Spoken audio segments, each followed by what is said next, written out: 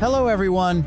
What is about to unfold when burning nuclear bunkers turn the once quiet Arabian Sea into a battlefield, and why a peaceful port named Duqm suddenly becomes the next target? When the fortified nuclear complexes of Fordo and Natanz vanished in towering firestorms during the strike known as Midnight Hammer, the geopolitical chessboard of the Middle East shifted in an instant. What had once been Iran's most protected symbols of strategic power were suddenly reduced to smoking craters and shattered concrete. For Tehran, the message was unmistakable. Its most guarded assets had been breached. Within hours, the calculus inside Iran's command circles began to change. Diplomatic restraint gave way to urgency, and the doctrine of escalation to forced de-escalation moved from theory to action. In that moment of strategic shock, Iran searched for a target that would send a signal not only to Washington but to the entire region. The answer lay far from the burning nuclear facilities in the quiet Omani port city of Duqm.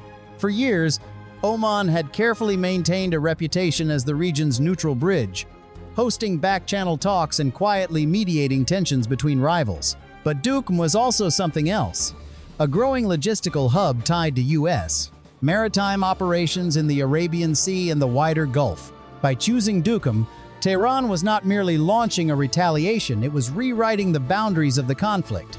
The message was calculated and unmistakable. No harbor, no mediator, and no neutral ground would remain untouched if Iran believed its survival was at stake. Don't take your eyes off the screen until the secret is revealed. Don't forget to like, subscribe to the channel, and share your thoughts in the comments section.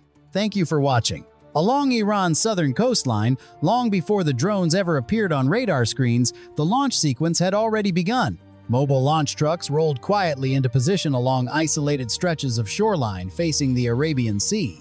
Their payloads were not sleek fighter aircraft or high-priced cruise missiles, but something far more unsettling: waves of inexpensive unmanned aircraft designed for one purpose: to overwhelm.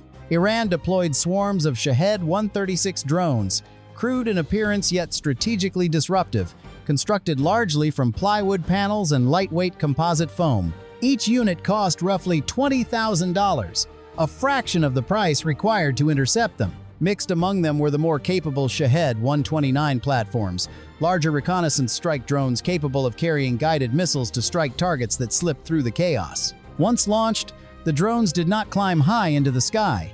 Instead, they skimmed low over the dark surface of the water, hugging the curvature of the sea and exploiting the radar horizon. This was the essence of saturation warfare, dozens of aircraft moving together, forcing defenders to track too many targets at once. From the perspective of the defense network protecting Duqm, the radar screens began to fill with fast-moving blips approaching at roughly 100 miles per hour. Within minutes, sirens echoed along the Omani coastline.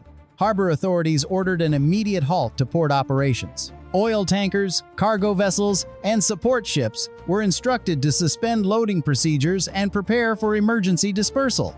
Dock workers abandoned cranes and fuel lines as warning messages flashed across maritime channels. Out beyond the harbor breakwater, invisible shapes were closing in across the open water, cheap, numerous, and moving with quiet, relentless purpose. How are you feeling today? Comment 1 if you're okay, 2 if you're feeling very positive, 3 if you're feeling refreshed. As the swarm moved closer to the harbor approaches of Duqm, the defensive network protecting the port snapped into action with practiced speed. Out in the Arabian Sea, U.S. Navy destroyers from the Arleigh Burke class shifted from patrol posture to full defensive alert. Their Aegis combat systems began fusing radar tracks from multiple sensors, rapidly sorting dozens of incoming contacts. Above them, an E-2D Hawkeye airborne early warning aircraft orbited high over the region, its powerful radar extending the defensive bubble far beyond the horizon. Together, the ships and aircraft created a layered corridor of protection designed to intercept threats long before they could reach the harbor's fuel depots, cargo terminals, and docking infrastructure.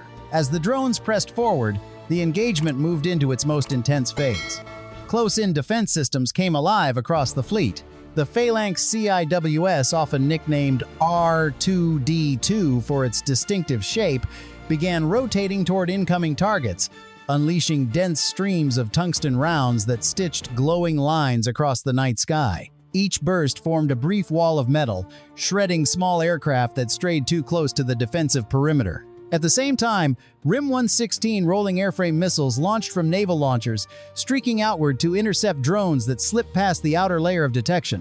Within minutes, the airspace above the sea became a chaotic battlefield of radar tracks, interceptors, and falling debris. Most of the swarm was destroyed before it could reach the port's critical fuel storage facilities.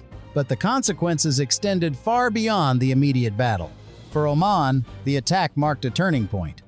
A nation long known for its careful neutrality suddenly found its territory pulled directly into the confrontation. The government in Muscat issued unusually sharp statements condemning Tehran, signaling that the era of quiet mediation in this conflict had just come to an abrupt end. Even as the defensive grid over Duqm managed to destroy the majority of incoming drones, the aftermath revealed that interception does not mean zero impact. Fragments from destroyed UAVs rained down across the harbor approaches, and a small number of aircraft managed to slip through the outer defensive layers before being neutralized. Several detonations erupted near auxiliary port facilities, damaging warehouses, worker housing, and portions of commercial docking infrastructure. A few merchant vessels anchored outside the harbor reported shockwaves and minor structural damage from falling debris, forcing port authorities to suspend operations while safety inspections were conducted. But the deeper consequences quickly spread far beyond the harbor itself.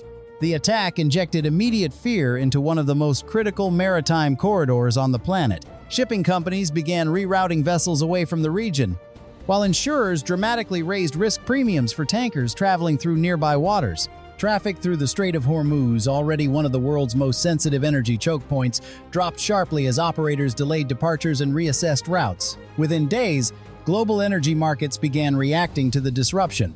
Equally significant was the political signal. Oman had long served as a quiet diplomatic bridge in regional negotiations, including past nuclear talks involving Tehran. By striking near Duqm, Iran effectively shattered that fragile trust.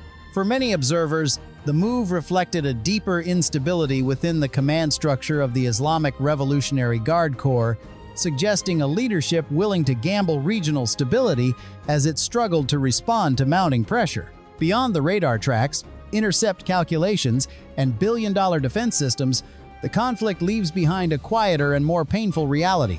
Around Duqm, port workers, sailors, and nearby residents suddenly found themselves caught in a confrontation far larger than their daily lives. Their fear echoes earlier tragedies across the region, including the school disaster in Minab that shook public conscience and reminded the world how easily civilians become entangled in war's consequences. The events around Duqm underscore a difficult truth.